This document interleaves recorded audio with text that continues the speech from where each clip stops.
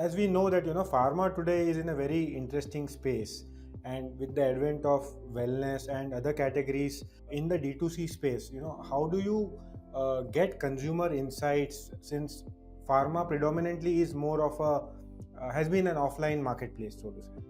So it still is predominantly an offline marketplace. Yeah, I think I can dare to say that possibly the industry itself, maybe operating at an average of about 10% online, but 90% still is offline. Okay. That said, what has changed is the influence mechanism has changed a lot, right? Thanks to Google, of course. Everybody is a self-medicating doctor. So, there is a lot of behavior that we're able to garner from Google today. Um, and that is really how the environment is really changing, because the fact that, you're able to get a lot of patient insights, even sometimes when we talk to the doctor, right, which is our primary bread and butter of sorts, right? And we have a lot of insights that we actually garner from the online space about patient behavior, right? And then we're able to confer with the doctor a lot better because we have these insights. And so the doctor is also interested, and the engagement with the doctor also improves a lot when we're able to kind of like pass on these insights, regarding patient behavior.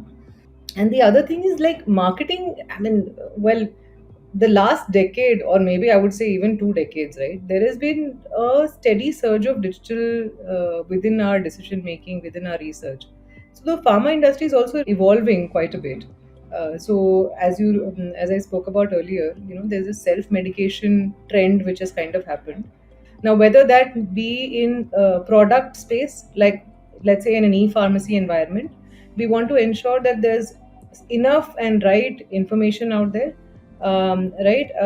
Vis-a-vis, let's say somebody reading up about very specific therapy areas, you want to kind of like maybe be part of the journey, because the decision really starts on Google today, then probably reaches a doctor clinic, then kind of reaches a environment whereby the doctor writing a prescription. Even after that, sometimes people require validation, right? And then there is a final purchase which happens. There is a huge involvement of the digital space, so to say, in the new age pharma marketing systems of sorts. Even like small things I can probably add to the way we do research, right? Earlier the research mechanism was very simple. There was a MR who would kind of either talk to the doctor directly, or probably gather some information from the chemist stores across, right? And that's how we were actually building on research data. Today that's also changed, right? Like you kind of have digital mechanisms to reach the doctor. You WhatsApp him, you kind of email him, you kind of understand what his interest levels are. Did he really see the visual aid that the MR presented to him? What was the engagement level for the doctor for that particular communication? Those are insights, right? Those are insights that you're garnering now digitally. So research mechanisms have also changed quite a bit, right?